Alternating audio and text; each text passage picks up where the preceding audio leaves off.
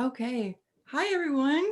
This is our latest episode of Ada Angels, and I have a new guest with me. You may have seen her around Twitter and her awesome videos with Think and Grow. But can you give us more of an introduction, like your name and like a little bit about yourself? Okay, sure. My name is Jami. Let's see here. I used to live in the Philippines. I was born and raised in the Philippines. Now I live in Canada. Um, I run Think and Grow Crypto on YouTube as well as 21 Ada Stake Pool. Very, very excited about Cardano. Um, and that's about it, really. Like, I'm a mom. I have a 6-year-old kid. I'm Mhm. married. That's my personal life. And that's it. That's just so awesome. But yeah, so I just saw on your Twitter and Ray's Twitter that you started a stake pool. It's been a process, right? Like It you said, has. like I think you said in your tweet that it was like 7 months or Yeah. something. Like, tell me about that. Like, tell me about that 7 months ago, like when you decided, and then your journey. Okay. So we came across Cardano in March of 2020. Hmm. And it was a lot to grasp. Like we had never been into cryptocurrency before.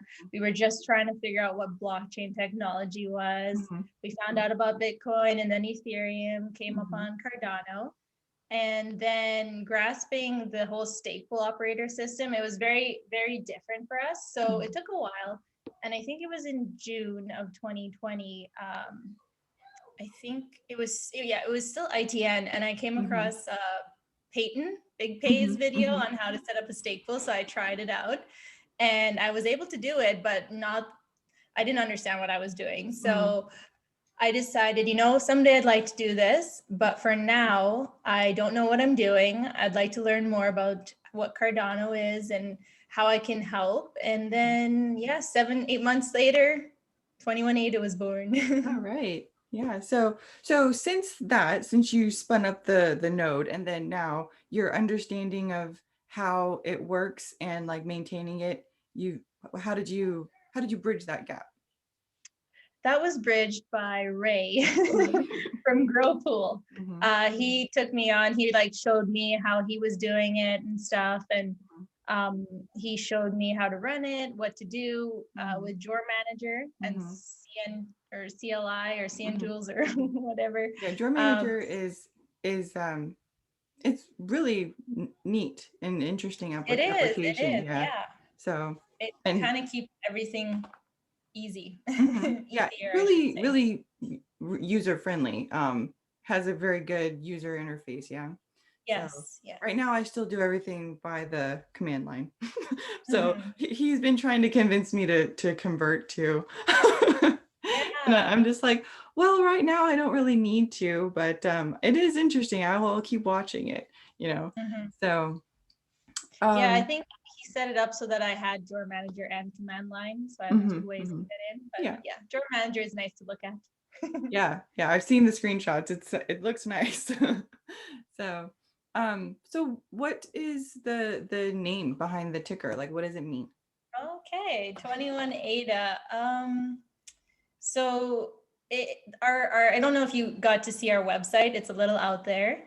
I didn't look at it But yet. if No. you get a chance to see it, there is a picture there in the About Us section. Hmm. At the bottom, it's myself and my husband. Hmm. And that picture was taken in 2000, September 2019. Okay. And we were at a friend's wedding in Alberta in Canada, a very Hmm. beautiful place. We had decided at that point, we were like, okay, what are we doing with our lives? Hmm. Where are we going? Why do we live in such a cold um, part of Canada, which is really, really cold? We used to live in Saskatchewan. Hmm. So we moved. We decided then, we were like, we're moving to somewhere prettier. We're moving to somewhere warmer. We don't know how we're doing. We don't know why we're doing it, but we're going to do it. Hmm. So that picture of us really is the beginning of our journey to find Hmm. Cardano. Okay. We had started changing our mindset Hmm. and start reading like how to become a better person and how to Hmm. really make a difference in the world and such. So that was the beginning of everything. And then, like I said, in March 2020, we came across Cardano. Mm-hmm. And then I think it was a few months later, my husband was trying to figure out what username he would do for Twitter. So Okay. he was going through a whole thing. Like in one day, he would change like 5 or 6 different usernames. I couldn't keep track of them anymore on Twitter. Mm-hmm. And then he came across 21 ADA, and we both sat down, and he was like, you know what? I really like this. 21 means like, it means new beginnings, time for change. Let's see, it's a symbol of perfection and integrity and unity. And it hit me. I was like, you know what? When we do start a stake pool, I want it to be 21 ADA. Mm-hmm. And that also that it's catchy, easy Mm-hmm. to remember, and it also was started in 2021, which is really when Cardano is going to start taking off. Mm-hmm. Yeah. And then on top of that, 21 signifies like we're donating 21% of the rewards Mm-hmm. to Run for Water charity, Mm-hmm. which goes to the most rural parts of Ethiopia to provide clean drinking water for people Mm-hmm. that don't have access to it. So yeah, that's pretty much it. That's really like amazing. Like I really admire you and like Ray for like thinking kind of like outside the box, like where you can like help others like that. Um, it kind of like makes me feel like, you know, what can I do too? Because like I didn't even like think about that stuff before. And then I came across all these like community driven pools or charity driven pools, and I'm just like, oh, like duh, like we can do that too, right? So I haven't done research as to figure out where I want to do that, or if it's something that like that's for like my path. But like I really admire those that have found their path already, you know. So it's really awesome. It's ahead of the game, you know. I So definitely didn't come up with it on my own. Ray led the way there. Ray's awesome. Shout out to Yeah. Grow I love him so much. An advertising for Growpool. Yeah, yeah, that was so really like that was really the when I first saw you and kind of like coming across like, oh, I want to know more about this person. This person is really, really cool. Like, not just because like your Twitter feed was cool too, but like just the amount of detail and like attention in your videos is just like amazing. So like, where did you learn to do that? Like, that's awesome. YouTube. I actually, funny, it's not really a funny story, but it might be an interesting story. I decided I wanted to make that video. I believe it was September of 2020 or October. Mm-hmm. Mm-hmm. And I just had this tiny little laptop, and I couldn't do what I wanted to do on it. So I decided, you know what, I'm going to invest in a better desktop computer. Mm-hmm. But I had no experience. I've never made a video before. So I kind of just I would type in things in YouTube and see how people were doing it. Taught myself how to use Adobe After Effects. And that video did take a bit of some time to make. I think I redid it 5 or 6 times. I redid the script. Redid everything 5 or 6 times. And finally it was ready. And I just found that I really, really actually enjoyed this. And I've never done it before. So it was the start of something new. Yeah, that's gonna be your theme, the start of Yeah. something new. No, that's amazing. Yeah, no, I I think that the resources that we have today, like Google and YouTube and whatever, it like if you have the initiative and the drive and the discipline to like learn like on your own like that, all the tools are there, you know. Yeah. So I did the same thing when I was just out of college and I wanted to do something on my own. I started my own photography business. So I've always Nice. loved photography, but my parents didn't buy me any stuffs, you know, when I was younger. They would buy me the little Polaroid cameras or something, and they would always say like, "Oh, your photos are great." So you have so I have a kind of like natural composition. Like I can see like how to compose a picture properly. So they would always ask me to take the photos, like family photos and vacation photos or whatever, because it just was natural to me. Well, after I got out of school, we got married. I decided to, kind of like you, like buy the better camera. And so then I just started practicing, because it's not the camera that makes the photo. It's a lot of things that go into it. Um, and there's YouTube. It teaches you all the things. So Yeah. it teaches you about like the difference between the lenses and the focal lengths, and placing people on different planes, so you have different depth of field, and all that kind of stuff. Mhm. So I knew none of those things, none of those technical terms, and so when I go Yeah. and talk to my friends who I just meet in the photography community, and they're trained in schools and have certificates out the ass, and I'm just like, yeah, no, I know YouTube. Yeah. Yeah. And it's free. Mhm. Yep.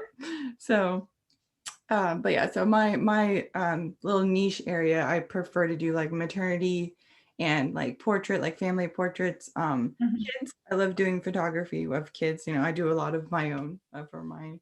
Um, and so I think I'm going to start doing kind of like my own, how do you say, the school photos, because the school photos are always Oh, yeah. horrible. But I have Yes. the backdrops, I have the lights, I have everything. I'm just going to do it myself. So Yeah. my husband is like, seriously, you're going to just, because we live in an apartment. And so every time I do a session, if I choose to take on a client, I have to totally transform a room into a studio. And then when I'm done, take Mhm. everything down and put it back into the closet.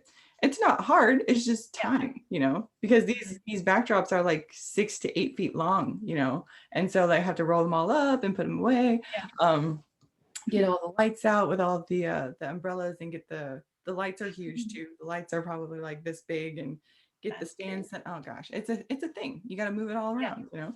So he's just like, you want to do that for just the kids' photos? Like, what's wrong with the school one? And so I was like, you be quiet. You don't know, okay? Just like, Yeah. so The kids will thank you. maybe. So, or they're just like, mom's crazy. So but yeah, so you coming online with your stake pool now is an interesting time, because there's a lot of changes coming this month and next month.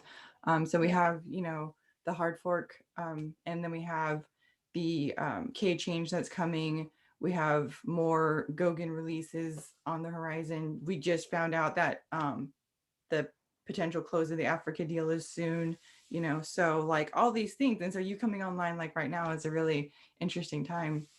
So It what is. do you what do you think about our history, like our community history, on, because you've been here and you've watched. So like, what is your opinion of like the small pools and the big pools and the K change from like 150 to 500 and now 1000? Like, what do you think? Mhm.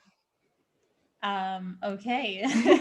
The K change. The K change is awesome. Honestly, I think it's all been carefully calculated, and it's made to work. Mhm, Um, Honestly, I because I've just started as a stake pool operator. Personally, I do like small pools. I do like that.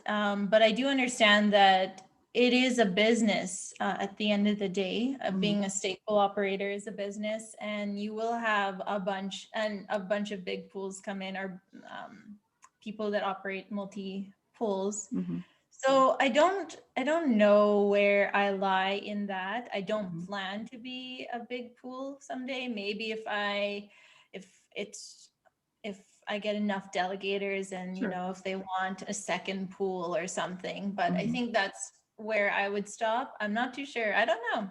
I mhm, don't know what where I lie in that area. But like I said, I do like small pools, and especially mission driven pools. mhm, But it is a business. So some people have to understand that it's not about, like, you can be mission driven, or you can just be a business. mhm, It's one or the other. It's not like, oh my god, we all have to be mission driven now, or oh my god, mhm, we all have to be big businesses. mhm, um, it's whatever works best for you, and that's what resonated with us, was mhm, to start a pool, keep it small, mhm, and delegate, or sorry, donate mhm. 21% to a charity.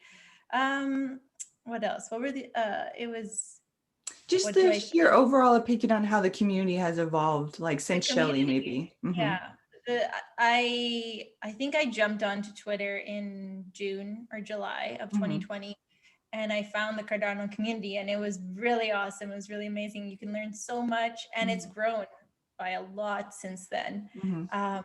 I feel like the community is really good. I think we have the best community. Yeah, I mean, over like, we're there. not biased. We've No, had other not at all. people from other communities say, like, what is with these people? Like, why are Yeah, they so different, right? We don't know. Like, we are all different, you know. And you can see that from the debates and the talks between the pools and the different members. Like, we do all hold different ideas and what we think decentralization is, or what we think delegators should do. And um, I've said it in previous talks, and I've said it on my tweet as well, my Twitter, that like we kind of just need to look at the bigger picture, right? So it's not about like you versus me. It's not about like small pools versus big pools. It's like it's bigger. It's the whole thing, right? So it's yeah.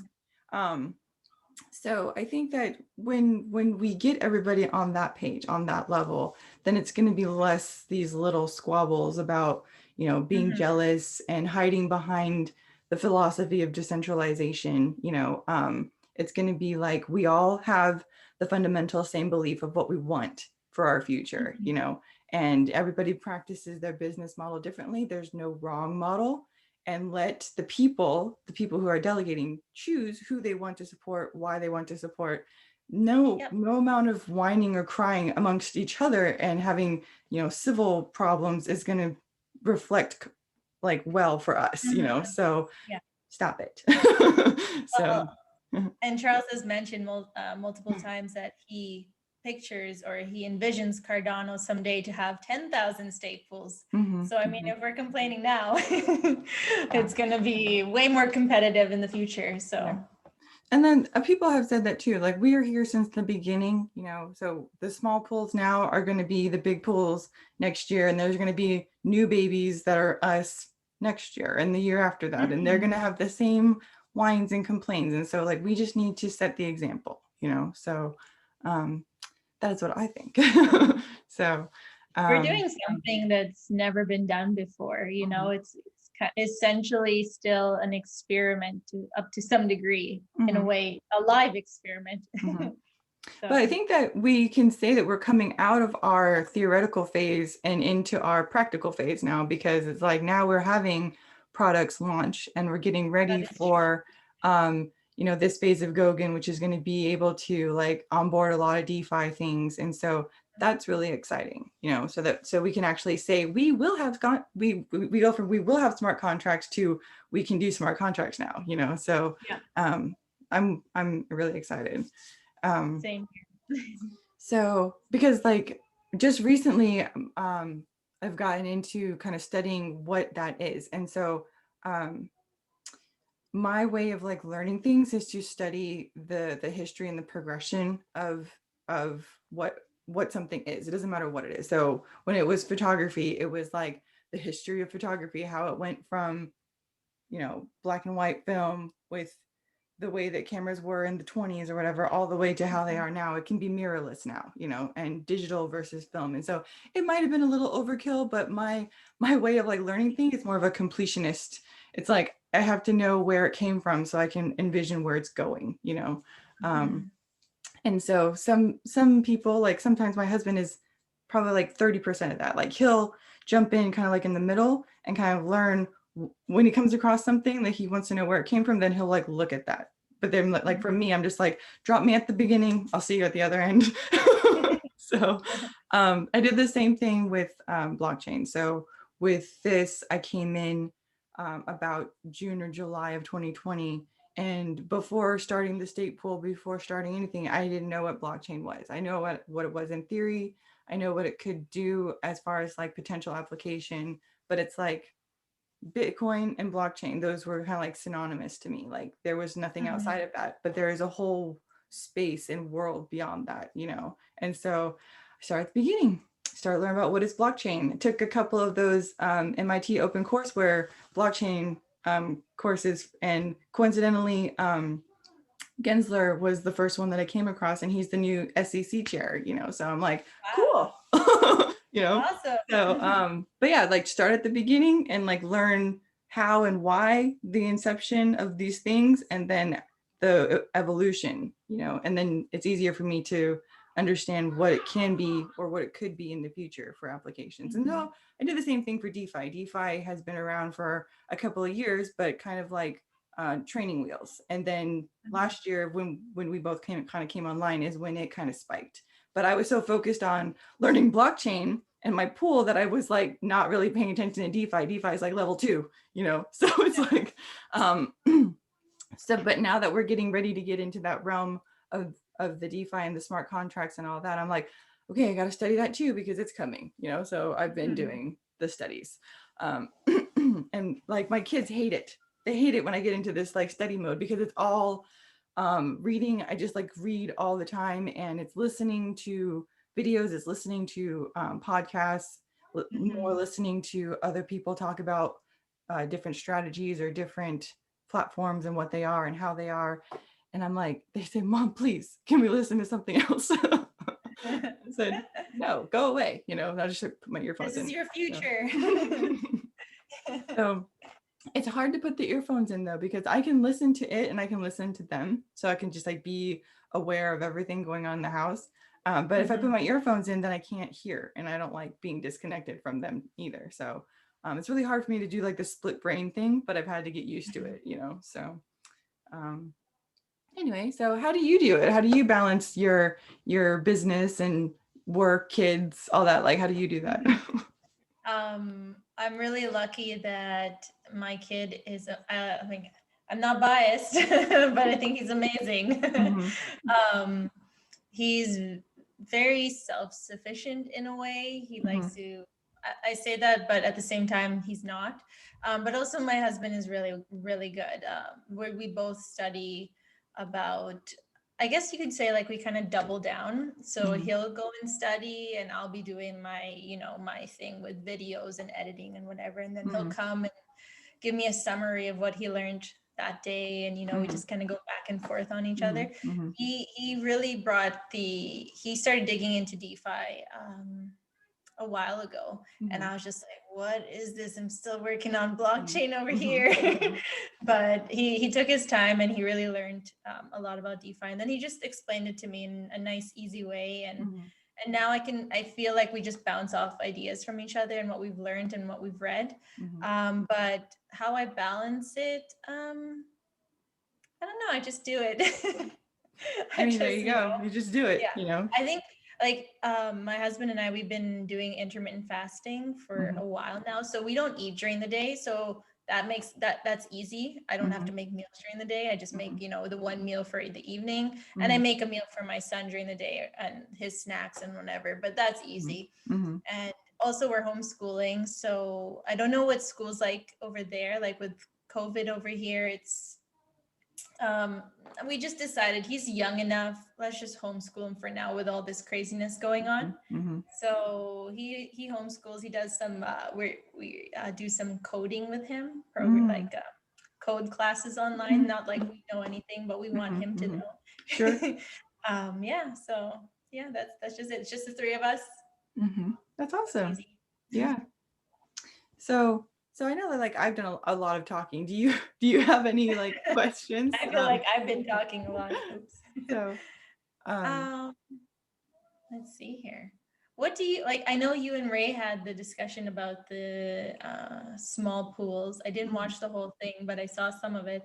And what do you think about the whole thing? I know you already said that everybody has their own business model and such, but so as I said, like in that video, I think that it's kind of a pointless argument, right? Because it's like you just small pools, just keep doing what you're doing and you'll grow organically over time, right? And I don't think that we need to hate on the big pools and scream about decentralization.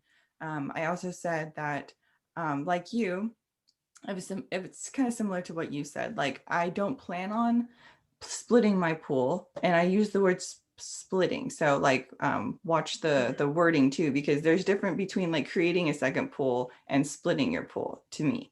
So if you're splitting your pool, to me, that means that you're like having your pledge, taking things from one pool and putting it into another pool, right? So if I were to create a second pool, it would be from more ADA, it would be inputting more into the ecosystem, not taking away from one to fund another. So I think that's also different, and people don't separate those two things, So because like you said, there's going to be more pools in the future. It could be 10,000 pools, right? But Yeah. I mean, you can keep having your pools, and then that might still, it's a strategy. But I want to do the whole like just creating a new pool with new ADA, not taking from the other pool, right? And I've also said that I feel that I do want to give other pools like a chance. So if mine does happen to become saturated, which I don't think so, like I'm pretty consistent at staying between like the 10 and 20 range. Mm-hmm. But they ask me, the pool asks me, like, because they're worried. And I said, don't be worried. Like, if you are worried, then I'll let you know in like plenty of time ahead, right? But I do feel that I wanted to give others a chance before I made a second pool. But as you find out, as you get to know your pool group, that they have their own minds and they have their own opinions, and they depend on you for the pool, and they have questions and concerns. And I told them basically, like, I want to serve them, right? Like, I want to be their operator, and they tell me they don't want to go anywhere else, right? So I said, okay, well, that's cool. I made a similar argument for the larger pools. So when Mm-hmm. you have a business and you are a brand and you're a recognized brand, a certain level of trust comes along with that, right? You can Yeah. think about it in regular markets too. You have like your big brands, and then you have the smaller ones that are up and coming or no name ones yet, right? You're going to go to Mm-hmm. the bigger brand first because it's already in market, it has a reputation, it's backed by customer service or like whatever, right? So Mm-hmm. it's natural to be attracted to that first before going to more unknown things. And then afterwards you could go to other things that are similar, because while you're there you find out, oh, there's this over here too. It's a little bit Mm-hmm. different, but it has the same stuff, or like whatever. So I find that that might be the path that many find when they come into our community and the ecosystem. They come because they've seen a YouTube video from one of the bigger guys. In the video, I made the comparison, or the example of like DigiPool. Like, people trust Rick; he's been here a long time. They don't like that I use the word trust a lot, because this is supposed to be like a trustless system, but it's like, don't be so literal, so it's like that we know the people that are here, and he's been here a long time. I'm sure that his group is similar to my group, where they're saying to him, I don't want to go somewhere else, can you make another pool? I want to stay with you, I like it here, so I want to be with you. That's what is happening with me, and it will happen with you too. So you have to make a decision of just making your pool the one pool. Um, there's been people who suggest to me that instead of making a second pool, to just raise your margin fees or something, raise your pool fees. That will keep people from coming in, but maybe your people want to stay. I'm Mm-hmm. not sure I agree with that argument, but it is a strategy for just holding one pool. And Yeah. so I'm like, yeah, okay. So like I said, there's no one right answer. Everybody has their own idea of Mm-hmm. what their business model is, and some are successful, some are less. But I don't like the fighting. I don't like the arguing about one right answer. Nothing is black and white here. Mm-hmm. So Yeah. um I also think when there's a team, like a group of people, then it's mhm. understandable. It's not just one person running Yeah, sure. however many pools. Like personally, I don't know how someone can run that many pools by themselves. Mhm. Well, I So can envision it, because like with us, like, we only have like the one, but because I've already started thinking about what would it be like to have two. um, mhm. it's just like, I don't know if you're physical like bare metal or if you're on cloud, but like for me, I'm physical servers, and so it Mhm. would just mean me buying a few more computers and just kind of like Yeah, setting them all up in a row. Like, yeah. I have like a 3-tier like shelf, and they all just kind of sit there. Um, and But what was I going to say? Oh yeah. So for if I was to do another one, because I don't want there to be like a fail point, I would just create its own server, like a second computer, Mhm. you know. Um, so if there was more than that, if there was, two plus, then everyone would have their own box, and that's just what it would look like. And when there's node updates, you got to update all the boxes. Just so I don't think it's that what do you call it, like hard. It's just one multiplied Mhm. by X. Yeah, So for um, sure. And then I mean, you'll when the system needs to be upgraded, like if it needs more space mhm, or everything in the future, like it's just gonna keep growing, right? So mhm, mhm. and you've got to update all the hardware All of all it. over again. Yep. Yeah. Yeah. So there's a whole thing. And then there's spreadsheets out the wazoo that you can calculate to make sure that you're making the proper return and Mhm. profitabilities or like whatever. So it's amazing how people try to like simplify it, and it's like it's not that simple. Like it's not just like, well, you're doing it because of greed, and it's like, okay, like I just kind of stop. I Yeah. especially like when I get into the arguments, like um I do this with everybody. I do this with the kids and I do this with my husband and like whoever. It's like when I go into a debate or an argument, I said, I'll ask them the first question is, are you willing to change your stance on this, or are you set in your ways? Because if you're just set in your ways, there's nothing that I can say or debate with you or whatever that's going to change your mind. So this is a waste of time. Yeah. So, but if you have an open mind and you're willing to talk about it, I will have a discussion with you. Yeah. So, Sure. mhm. I mean, we should always try to learn from each other, Right. no matter who it is. You might not think highly of someone, but there's always something to learn. Sure. Yeah, no, absolutely. But yeah, like I'm super excited for you. Oh my gosh. Like I just keep thinking like, I, hey, you're like a new pool I and was you've already done so much for the community. And yeah, like, wow. I'm trying, like, honestly, the state pool was just, the opportunity was there, and I want to be a part of the future, Mhm, and I want to leave my mark in a way. And I also want to be able to create something that can give back. mhm, And I'm like, I love being a part of Cardano. I love the artsy part, which is funny because I was never an artsy person. I was always told, like, you're not creative. You know how you grow up sometimes and there's mhm, something instilled in you and you think, okay, yeah, you're right. I'll never do that. But then I don't know what happened. And I was like, you know what? I'm going to do this. I'm going to make this mhm. video and whatever. If nobody likes it, I was like, maybe 100 views. And then it Oh just like no. took off. I was like, oh boy. Yeah. Oh no, you are super popular. You are very talented. So Oh, yeah. thank No, you. I know that psychological effect. Like you just keep being told something and then eventually you believe it, right? And people can Yep. do it to themselves too. They can Hmm. have that low confidence. They can keep telling themselves that they can't do something instead of the flip side, which is more my style of like, how can I do that thing? Like I can't do Hmm. that right now, but how can I get there? And then I'll Yeah. figure it out. So, um, yeah, there's different people.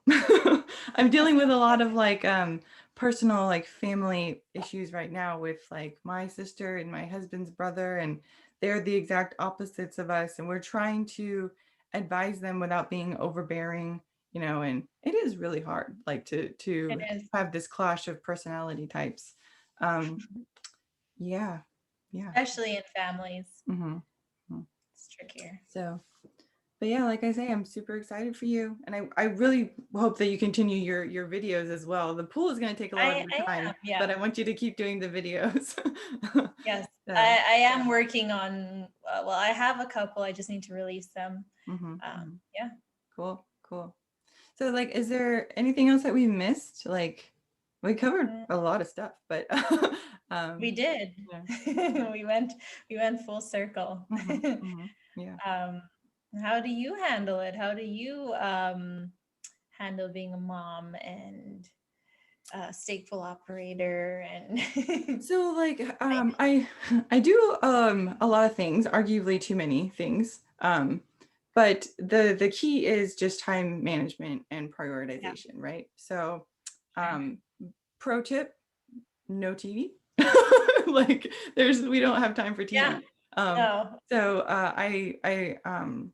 I relax by listening to my stereo. Like I invested in a nice like hi-fi system. So I sit in my Mhm. chair, drink my wine, like whatever, like when I want to after the kids go to bed. But we're on a pretty like tight ship schedule. So the kids go to bed like 7:30. So then I have that time forward to do housework, to do catch up on other work, stake pool work or like whatever. And we're usually in bed between like 10:30 and 11, you know. So we do Mhm. have that small amount of time together.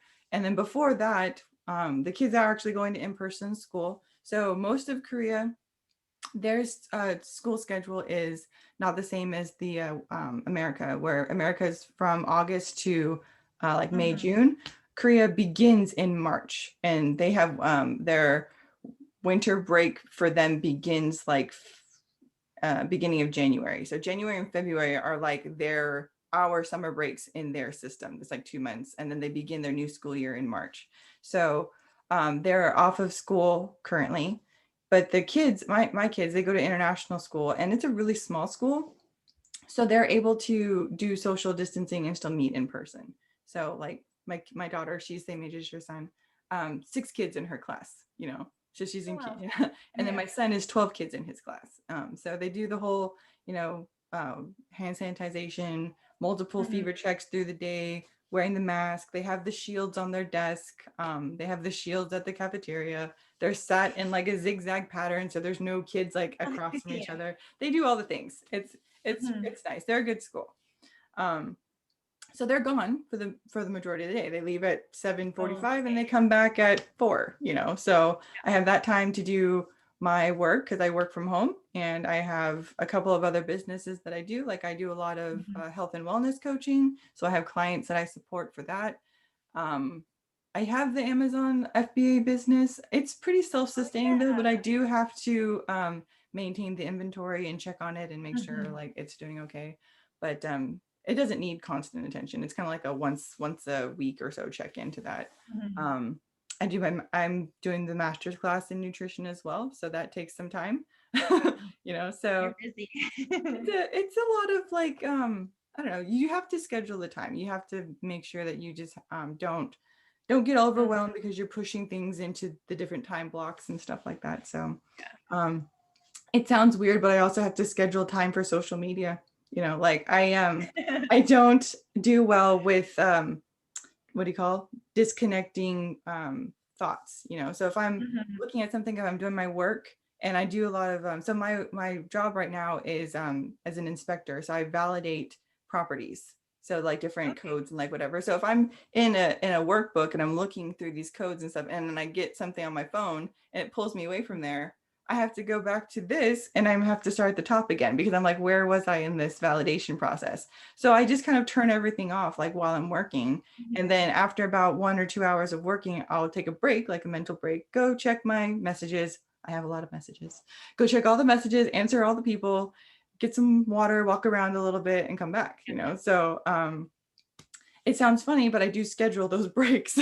So Believe um, you. No. I I'm an Android user, and you can do like I think they call like a wellness or like a mm, focus thing on your phone mhm, where you can turn off access to all this social yep. media and whatever. So Mhm, when you wake up first thing in the morning, you're not on your phone, and mhm, it's just like mhm, you're able to focus more. But I also keep a list of like this week, what am I supposed to get done mhm, as a mom, as a staple operator now, as mhm, a whatever my business is for that week. mhm, I have a list and I go through it and I just make sure I'm checking things off constantly for the week and mhm. try to get it all done. And then I create another one before the beginning of the next week, and then I just Yep, do that.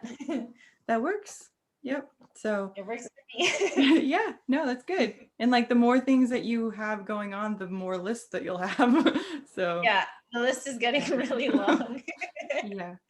But then you get used to it, right? So I've had people say like I could never do like what you do. And I said, you can, because you just kind of like build into it, right?